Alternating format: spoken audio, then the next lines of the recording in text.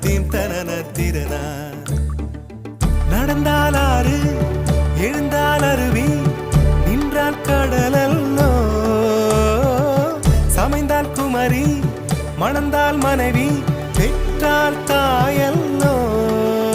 சிறு நதிகளே நதியிடும் கரைகளே கரை தொடும் நுரைகளே நுரைகளில் இவள் முகமே. சிறு நதிகள்